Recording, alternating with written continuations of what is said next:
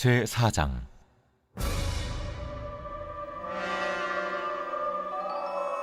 만군의 여호와가 이르노라. 보라, 용왕로 불같은 날이 이르리니 교만한 자와 악을 행하는 자는 다 지푸라기가 될 것이라. 그 이르는 날에 그들을 살라 그 뿌리와 가지를 남기지 아니할 것이로되, 내 이름을 경외하는 너희에게는 공의로운 해가 떠올라서 치료하는 광선을 비추리니 너희가 나가서 외양간에서 나온 송아지같이 뛰리라. 또 너희가 악인을 밟을 것이니 그들이 내가 정한 날에 너희 발바닥 밑에 재와 같으리라. 만군의 여호와의 말이니라.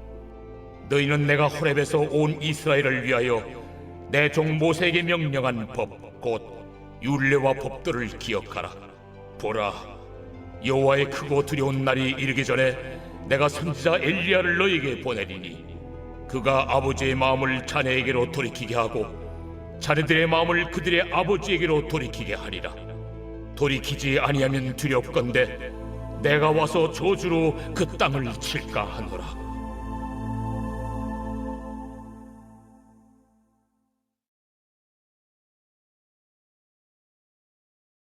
오늘 본문 말씀은 말라기서의 마지막 부분입니다.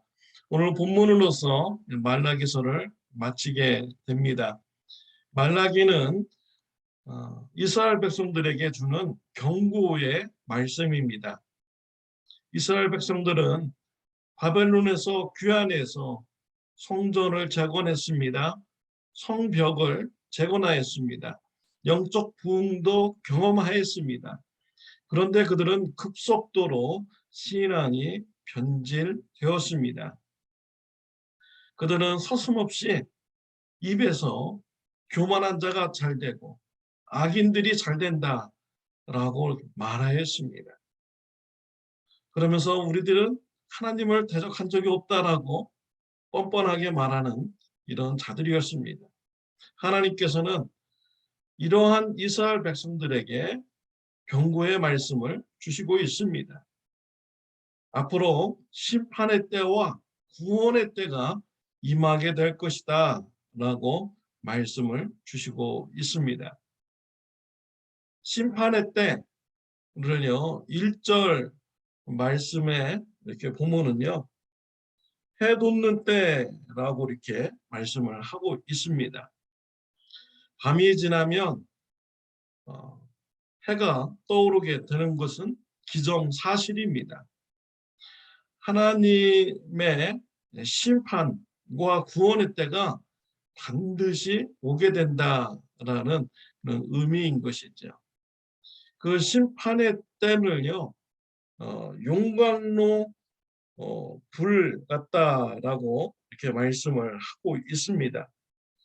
그리고 악인들은 지푸라기와 같은 존재다라고 했습니다.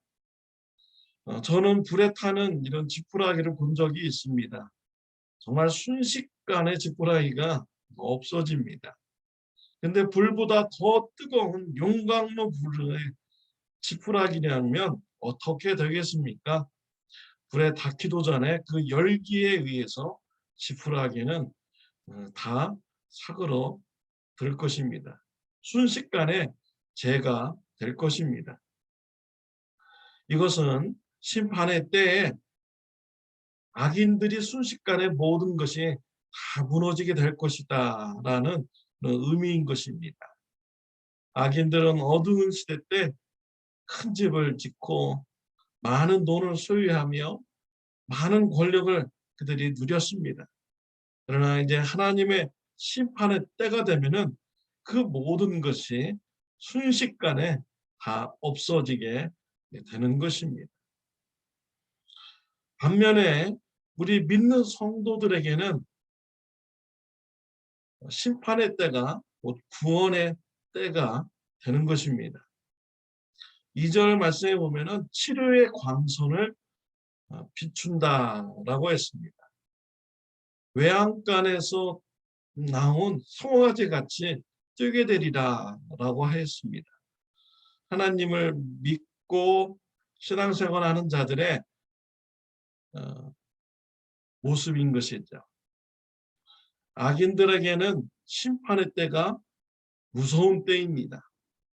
그러나 우리 믿는 자들에게는 그 심판의 때는 구원의 때가 되며 우리에게는 참 소망이 이루어지는 때가 되는 것이죠. 치료의 광선이 우리에게 비춰지면은 우리의 썩었던 이런 육체가 다시 살아나게 됩니다.